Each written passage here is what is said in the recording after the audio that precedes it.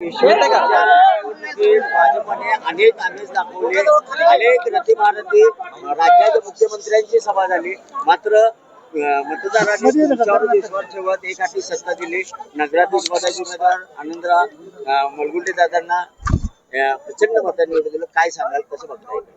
पुरण ईश्वरपूरच्या जनतेचे लाख लाख आभार मानेन मी. त्यांनी विकासाच्या मुद्द्याला, त्यांनी पुरोगामित्वाला, त्यांनी या उरण ईश्वरपूरच्या जो मागे राहिलेला मागच्या 9 वर्षाचा अधोगतीचा इतिहास आहे, त्या सर्वांच्याकडे बघून आनंदराव मलगुंडेंच्या सारखा एक अजात शत्रू, माझा सहकारी गेले अनेक वर्ष असणारा नेत्याला या शहराचा नगराध्यक्ष म्हणून काम करण्याची त्यांनी संधी दिलेली आहे. या शहराला आम्ही पुन्हा एकदा विकासाच्या रुळावर आणण्याचा पण करूनच ही निवडणूक लढवलेली होती. आणि विकासाला हे शहर किती प्रतिसाद देतं हे आज नाही, गेले 40 वर्ष सतत एक अपघात सोडला तर कायम सतत या शहरात दिसलेला आहे. मी आनंदराव मलगुंडे आणि आमचे 22 नगरसेवक ते निवडून आलेले आहेत आणि त्याचबरोबर 8 आमचे नगरसेवक पराभूत झालेत.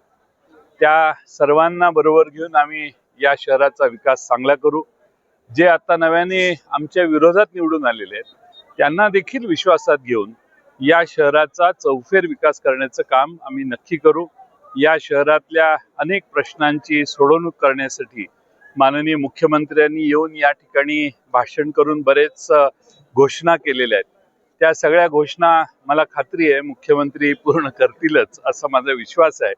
पण आम्ही सगळे पूर्ण ताकद देऊन या शहराचा विकास करून हे शहर पुन्हा एकदा पूर्वपदावर आणू हा माझा विश्वास आहे. जी लाईन प्रचाराची तुम्ही धरली होती की उमेदवारी जे विरोधी पक्षातील लोकांना दिली ती गुन्हेगारी होती, ती लोकांनी त्याला तुम्हाला प्रतिसाद दिला असं वाटतं का? त्या मला वाटतं की तोही एक महत्वाचा मुद्दा ठरला या निवडणुकीत आणि लोकांनी त्याला प्रतिसाद दिला. आणि मला विधानसभेत जेवढं मताधिक्य या शहराने दिलं जवळपास तेवढंच मताधिक्य माझ्या उमेदवाराला देऊन या शहराने एक वेगळाच आपली भूमिका ठाम असल्याचं पुन्हा एकदा सिद्ध केले. विधानसभेला तुम्ही गुलाल खेळला नव्हता विजयानंतर, पण आज तुम्ही गुलालात नाहून गेलाय, मोठा आनंद आहे. विधानसभेला गुलाल खेळलो नाही कारण मी माझे पक्षाचा अध्यक्ष होतो आणि पक्षाची परफॉर्मन्स काही विधानसभेला फारसा समाधानकारक नव्हता. पण आज मी या शहरावर आणि आष्टा नगरपालिका जी या माझ्या मतदारसंघातली दुसरी नगरपालिका आहे त्या ठिकाणी देखील प्रचंड मताधिक्याने विशाल शिंदे आणि तिथले 24 पैकी 23 उमेदवार हे आष्टा जनतेने निवडून दिलेले आहेत. तिथे बानामती किंवा लिंबू फिरवण्याचा प्रयत्न हा आष्ट्याच्या सुजाण, सुशिक्षित आणि प्रगतिशील असणाऱ्या शेतकऱ्यांनी आणि सामान्य नागरिकांनी मोडून काढला.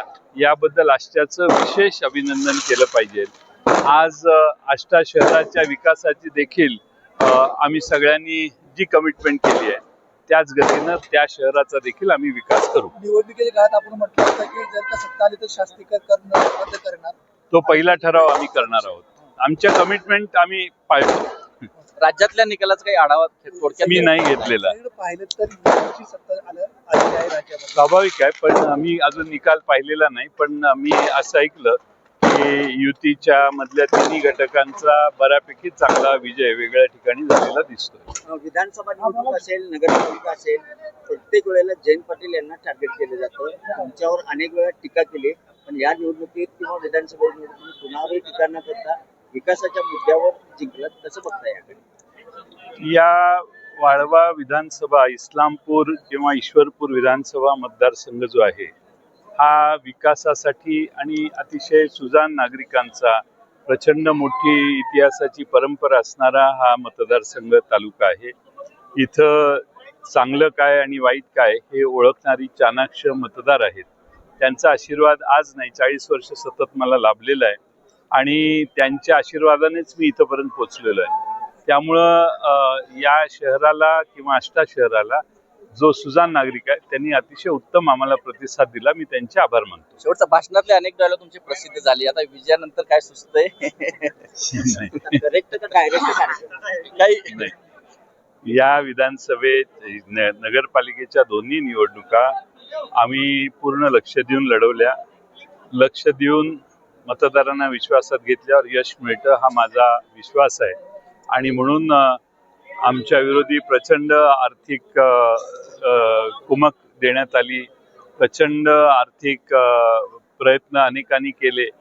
पण मला वाटतं की माझ्या मतदारांनी मला पुन्हा एकदा चांगला सक्षम असा प्रतिसाद दिलेला आहे. नगरपालिका ताब्यात घेतलेली आहे, आता महानगरपालिका सांगलीची उघडलेली आहे, त्याकडे कसं बघता?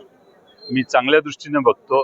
महानगरपालिका सांगली शहर, सांगली मिरज कुपवाड महानगरपालिका मध्ये आणखीन बऱ्याच सुधारणा करायच्या आहेत. पण आमच्या आघाडीच्या चर्चा चालू आहेत. त्या चर्चा झाल्यानंतर मी त्यावर बोलेन. आता इथून पुढं विरोधकांचा करेक्ट कार्यक्रम का डायरेक्ट कार्यक्रम? ज्यांनी साथ सोडली त्यांचा नाही. टप्प्यात हा रील पण असं व्हायरल आहे झाली की जीनी साथ सोडली त्यांचा टप्प्यात कार्यक्रम करून ही रील व्हायरल झाली होती. मी काय त्याच्यावर भाष्य करत नाही.